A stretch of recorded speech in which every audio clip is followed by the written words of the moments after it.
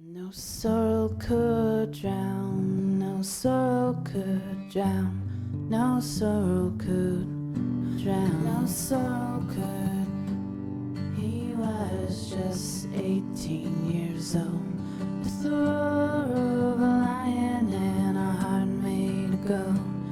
He was just like a bear, yet his blood it ran cold. Oh, there was a secret had to be told, oh, and he stood there, and it was just like a dream. Yeah, the walls to be formed, impossible to seem, and he spoke in a voice that none could ignore, and with the roar of a lion, he shook the people to the core. Put your ear there close to the ground, and if you listen, you can hear the sound. It's a rumbling, a thundering, a trembling pound. Oh, when it comes from the north, no sorrow could drown. No sorrow could drown. We were talking about doing a project about residential school. We were talking about, well, our grandmas, and we were talking about their experiences, like what they've told us. So, what do you know about the residential school system? I know that it's a school they tried to colonize us.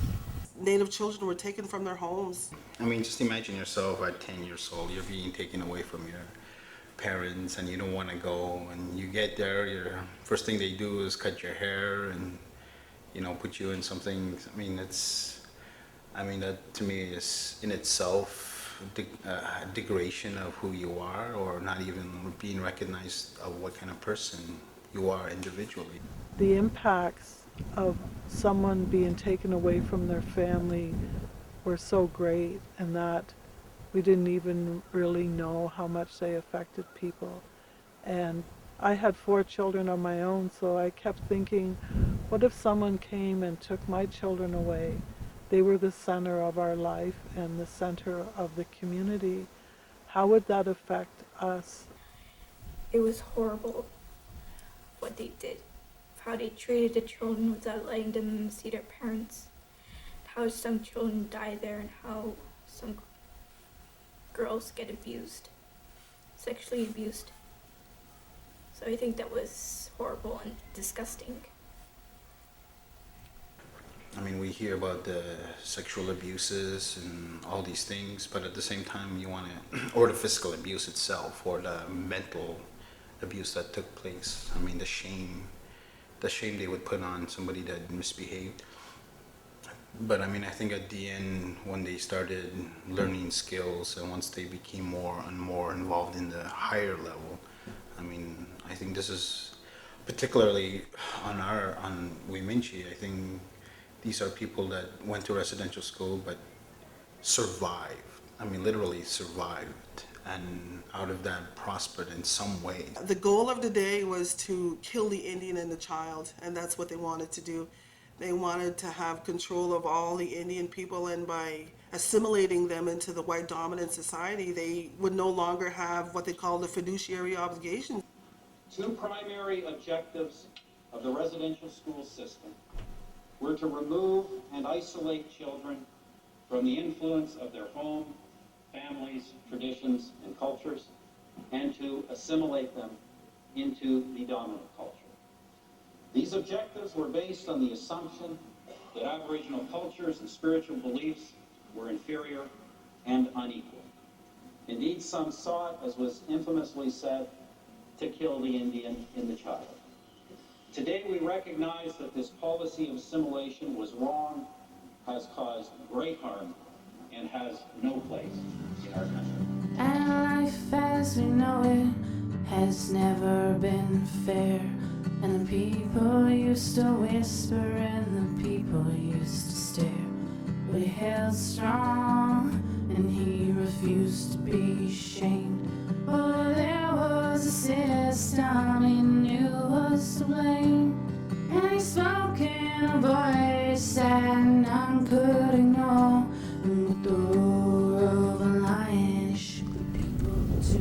What was your experience? We had a professor that gave a lecture about when she went to residential school, and she was a woman in her 50s, and when she told the story, she cried, and I always thought, I wonder like how that would have been something that happened to you that was so painful that even now you would cry about it when you told about it. When I get there in residential school, I just starting working all the time. And I used to cut the wood, 60 coats of wood for 1 year. That's not a school, that's working. Eh? Well, I started going to residential school in 1953 at the age of 5. Well, it was kind of rough, you know. Underfed, we were underfed. And the first thing I remember being at residential school was getting hit over the head and told to speak English. At age 5, the only language I knew was Cree. When I came back to here, the only language I knew was English. And they told me that whenever I spoke English, you're disrespectful. That's what people told me. So, And then you were able to learn Cree again? yeah. Oh, yeah. So now I think like a Cree.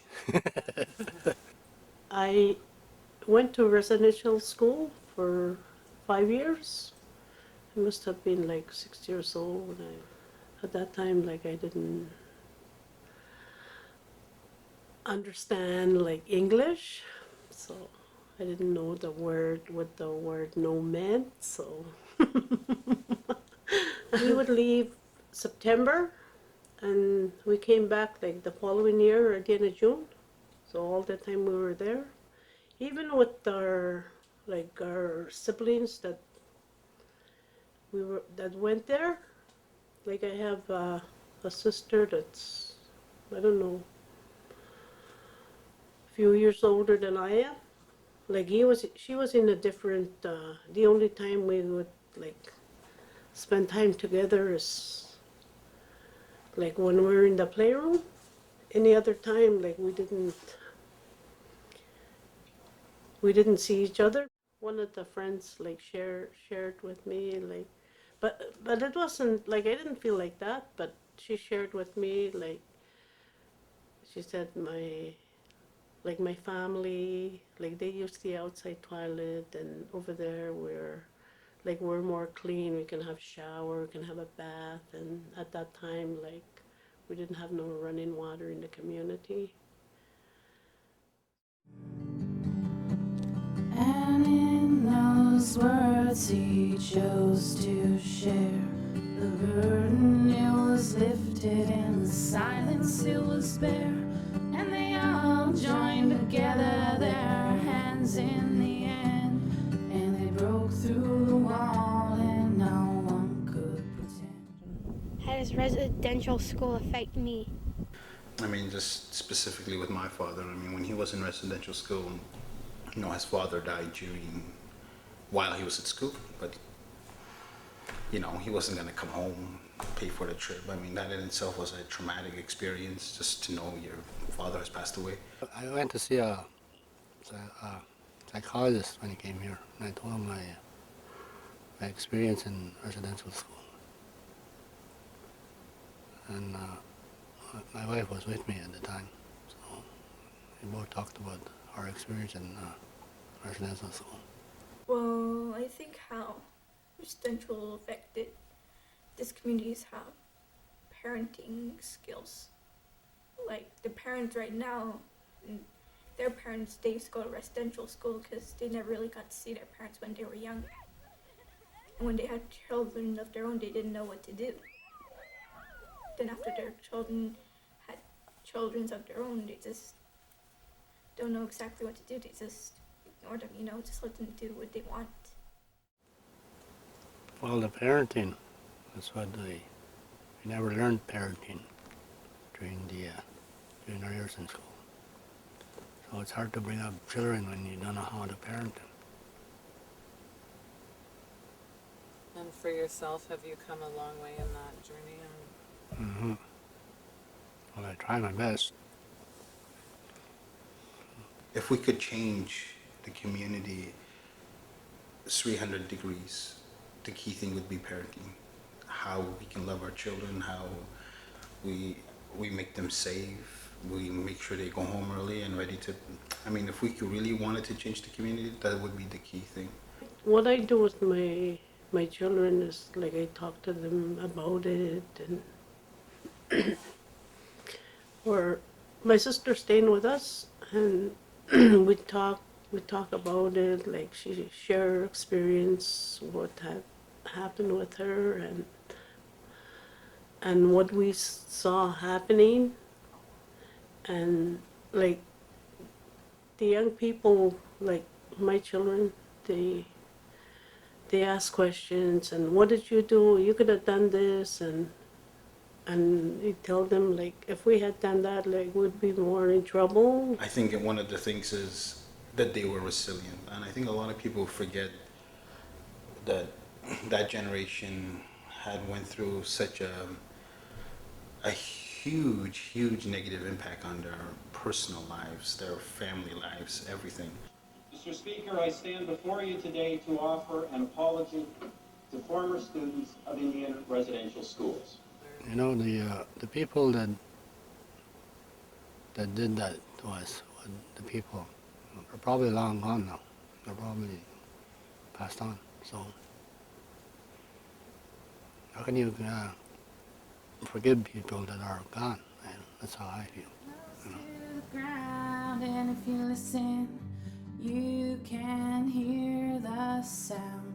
It's a rumbling, a thunder, and a trembling pound, and it comes from the north, and no sorrow could drown.